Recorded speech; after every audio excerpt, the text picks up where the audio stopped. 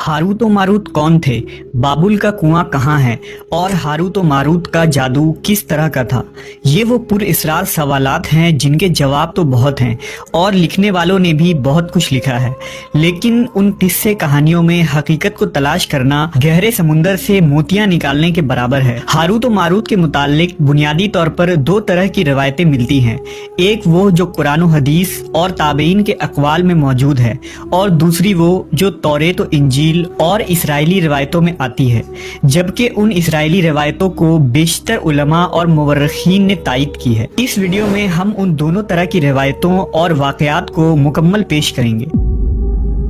रिवायतों के मुताबिक हजरत इदरीस अलैहिस्सलाम के ज़माने में एक मरतबा आसमान और ज़मीन के दरमियान से पर्दों को हटा दिया गया तो फरिश्तों ने ज़मीन में आबाद इंसानों को देखकर ताज्जुब किया और बोले, या रब्बुल आलमीन, हम तो गुनाह के करीब भी नहीं जाते, जबकि ये बनी आदम गुनाहों में इतने मुब्तला हैं। अगर हम उनकी जगह होते तो कभी तेरी नाफरमानी ना करते। अल्लाह ने इरशाद फरमाया, इंसानों को गुस्सा और शहवत दी गई है, अगर ये चीज़ें तुम्हें दी जाए तो तुम भी इसी तरह गुनाह में मुलव्वस हो जाओगे। लेकिन फरिश्तों ने कहा, हम ऐसा हरगिज न करेंगे। लिहाजा अल्लाह के हुक्म से फरिश्तों ने अपनी जमात में से दो बेहतरीन और इताअत गुजार फरिश्तों को चुन लिया, जिनका नाम हारूत और मारूत था। अल्लाह ने उन दो फरिश्तों में इंसानी फितरत और शहवत डालकर दुनिया में भेजा।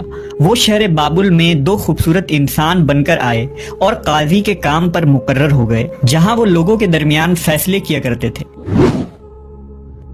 एक दिन उनके पास एक औरत अपना मुकदमा लेकर आई और कहा कि उसका शौहर उसे बहुत परेशान करता है।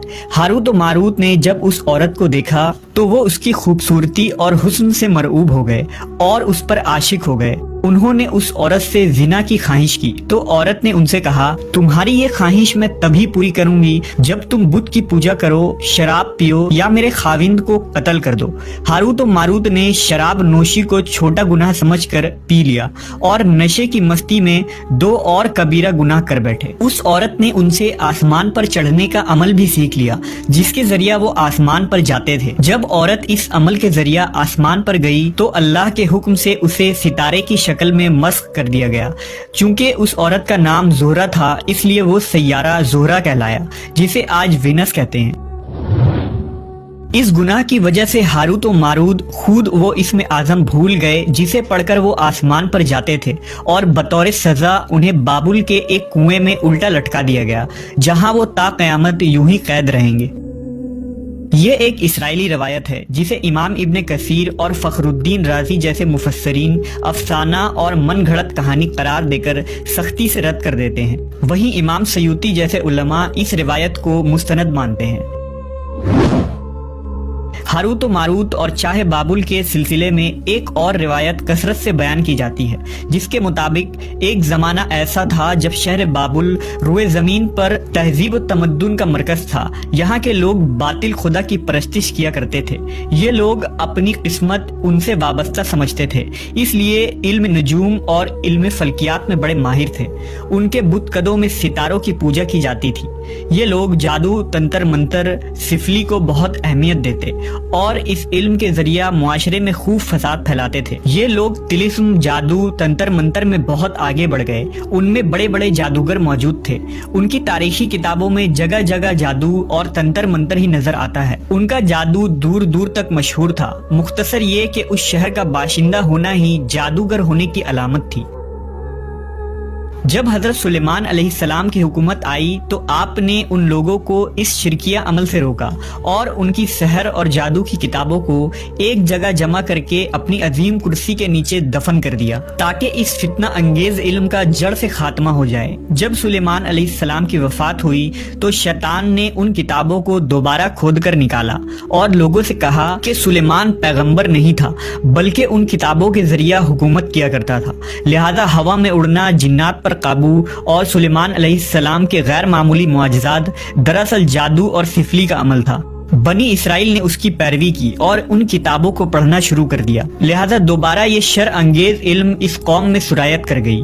अल्लाह ने सुलेमान अलैहिस्सलाम पर लगाए गए इल्जाम और तुहमत की नफी करते हुए सूरह बकरा में फरमाया है, اور انہوں نے اس چیز کی پیروی کی جو شیطان سلیمان کی بادشاہت کے وقت پڑھتے تھے، اور سلیمان نے کفر نہیں کیا تھا لیکن شیطانوں نے ہی کفر کیا۔ لوگوں کو جادو سکھاتے تھے اور اس چیز کی بھی جو شہر بابل میں ہاروت و ماروت 2 فرشتوں پر اتارا گیا تھا، اور وہ کسی کو نہ سکھاتے تھے جب تک یہ نہ کہہ دیتے کہ ہم تو صرف آزمائش کے لیے ہیں، تو کافر نہ بن۔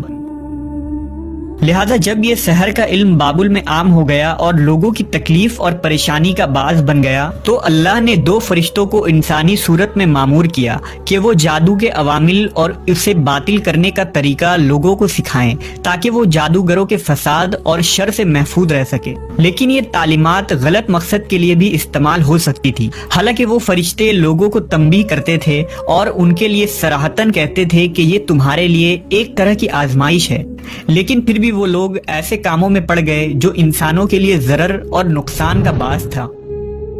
بعض عربی داستانوں میں اس کنویں کا ذکر بھی ملتا ہے جہاں کئی لوگ پہنچے اور ہاروت و ماروت سے ملاقات کر کے جادو کا علم بھی سیکھا، جبکہ بعض مورخین کا کہنا ہے کہ عراق کے شہر حلہ کے قریب ایک کھنڈر میں موجود قدیم کنواں ہے جہاں سے بابل کی سرحد شروع ہوتی تھی۔ یہ اس کنویں کو ہی چاہے بابل قرار دیتے ہیں۔ بہرحال اس واقعے سے یہ سبق ملتا ہے کہ سفلی اور جادو ایک شرکیہ عمل ہے، مگر یہ کہ اس کا استعمال فساد اور شر پسندی کے خاتمے کے لیے کیا جائے۔